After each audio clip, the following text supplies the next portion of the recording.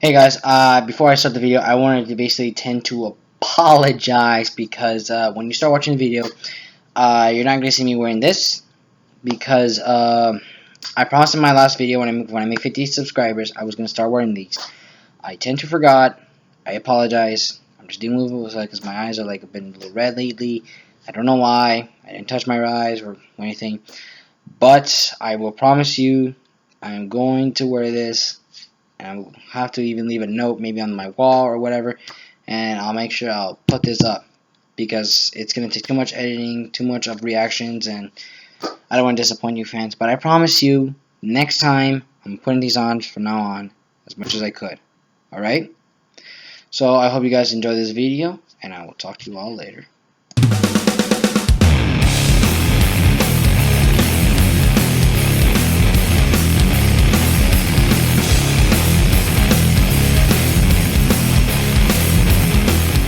Hey, what is up YouTube? This is Fortress Striker, and well, today I actually just now know that we have the official OCG ban list. Now, for those who don't know, OCG is basically around by where the Asia areas are. TCG is us in America, in the UK, or anywhere else, you know, in the West or East or wherever the hell we are. So, anyway, guys, I just looked up the list, and I usually don't like to go up for this because I thought it was like specialty, but you know, well, I guess it's their first list since April because they didn't have a list in July, apparently. So I want to read this out. So let's get straight to the list. So the cards that got banned were Elder Entity Norden and Tellarknight Ptolemaeus. I'm sorry, I can't pronounce that a lot. So yeah, so Norden's banned and Ptolemaeus is banned in OCG. Who knows? All right, so well, it's limited is Elemental Hero Shadow kind of figured because it's the new Stratos for it. Global Bulb. I guess they didn't I guess it was still banned at the time. Insight Magician, Deep Sea Diva, and Shurit Strategist the Nekroz.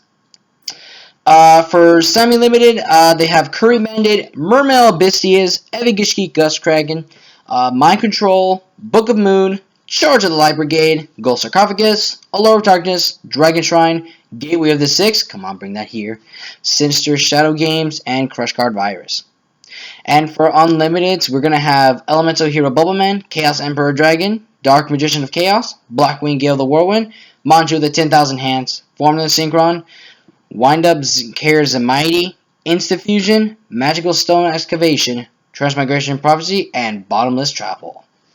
Alright guys, so basically let's start things off. So we're going to start off with, of course, ban. Norden, of course, I don't know if Instant Fusion was actually hit in that area, so a lot of people were talking about this the other day when I went to the game shop, where they want to hit Norden instead of Instant Fusion. I mean, I could see that, but people know that with Norden, it's not much of an issue to summon unless you know how to play your own version of a deck to summon him other than, you know, Instant Fusion.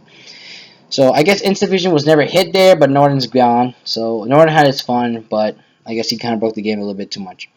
Tellarknight Ptolemaeus, I believe he's the one, you know, the rank 4 with 550 attack points, and then when he immediately removes his materials, does that, he goes search for infinity, all for those plays. I guess there was a reason for it. There was nothing you can do. Shadows hitting to 1, I guess that was kind of a reason. I mean, Shadows was the new Stratos. It was searching over and over and over. I mean, Stratos was banned because of it. But if you think about it, Stratos at 1 over there, and Shadows is at 3 of the time. But now, I guess with 1 of 1, it's going to be less searching. So, oh well. I guess they got global banned, so there's nothing. Instant Magician, I don't know much about them, so I can't say anything. Deep Sea Diva, I don't know if it was semi-limit or anything. Sure, we guess they got to proposition because people didn't like Nekroz there. To the semi-limiteds, we got Kuribandit. I don't know why Kuribandit was semi-limited. I don't know. I mean, I always thought it was going to get hit by the time when Sylvans were around on our turn, but it did not, so we don't know. Abyssteus, I guess, is because of the new Mermail support. Mermails may come back to Tier 1 again.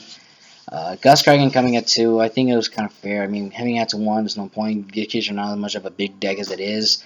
Mind Control was kind of a surprise, but at the same time, when you kind of think about it, it's not much of a playable card, but people tend to take it sometimes. When Snatch 2 came out, people were playing it so many times, but then then some people took in the Mind Control, so it was like, oh, steal your cards. But not. Ignore that, sorry. So, I guess Mind Control at 2 is fine. I hope they do the same thing here at TCG.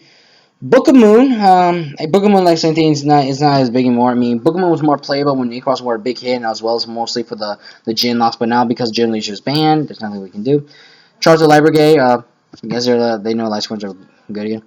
Gold Sarcophagus. I guess Gold Sarcophagus should be coming back little by little. You know, since it was only hit because of the Dragon Rulers, but since Dragon Rulers are dead in both the OCG and the TCG, there's no point. They only have Ritual Beast, but even Ritual Beast swords have its moments. But yeah, they have their own Gold Sarcophagus, which is the kind of hawk. But hey, why not? Allure of Darkness kind of surprised me though. I guess because you draw 2 and banish. I guess it's not much of a big innuendo or something, because you're gonna banish your dark. So Burning Abyss plays it, they banish one of their best dark. So yeah, you gotta be careful. So I don't know if choose fine. I guess they'll have to see. Dragon Shoring at 2, I guess they're doing the same thing, but they're kind of like, remember, this is the list. They didn't have the list of July, so they're kind of behind from that.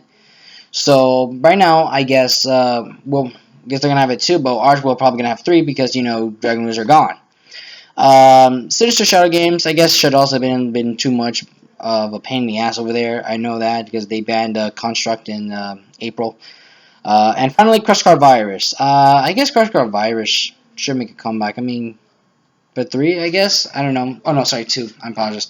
I guess they're trying out, and Crush Card Virus is likely to play. But I mean, if it was an old effect, I mean, they wouldn't play it at 2 or anything. But yeah. All right, for 3, Bubbleman. I know they hit it to 2. It was kind of a stupid idea. I guess they did it because they didn't want to go for those acid plays. But it was kind of dumb and pointless, so I guess Bubbleman was better off for 3. I mean, I don't know why they it was all it does is special when you have no hand. That's it. Honest at 3, that was like, wow, really? Honest at 3. Bujins, Light Swarms, and especially the new Cosmos support is going to be something. But note here that if you see in this list, there are literally barely any Tellarknight cards other than the XC Ptolemaeus that got hit. Other than that, there were no Dynams and Altars. But continuing the list, Chaos Emperor Dragon, because remember it was errata for the effect. Dark Judge Chaos, errata for the effect. Gale, I don't know why they took that long for it. Manju, I guess because Nekroz are not a big point anymore, but don't see why. Formless Synchron, yeah, I mean, why not? Zenmaity, that's pretty decent, so why not bring Zenmaity to 1 here and see what happens? Because, you know, windups are dead, but hey, bring Magician to 2, bring Zenmaity to 1. Give us a chance. I actually would love to play windups. Oh, actually, you know what? Right here, Instant Fusion is right here under Zenmaity. So I guess it was at 3. So I guess when they hit Norden, Instant Fusion couldn't come at 3. So I guess that's the point where they're kind of saying, like, it's Norden that's being the problem, not Instant Fusion. So if they hit Norden, then that's it. But I guess I don't know what to do. Magical Stone Excavation. I don't know why they took long. Transmigration Prophecy. That's the one you return cards from the graveyard to any player's deck. And Bombs at 3 kind of was like, as well as the same thing, surprises me. Like, I don't know why. I guess that's a little bit too broken over there. I mean, we always guess lucky about 2, but 3? Come on. Well, anyway, guys, so that's the entire list. That's my explanation of what the list is. I don't know anything about OCG. I don't know what their playoffs go. I don't play OCG cards because, you know, I don't keep up with them. I'm only focused where I have here because I live in America. I live in TCG. That's it. But anyway, guys, I want you to know what you think about this list. I'll leave the list in the description so that way you can read it just in case. What do you think about it? Do you think it was great? Do you think it was a smart idea for what they did? Was a good idea to hit Noden and then bring back Instant Fusion? Do you think that could be something?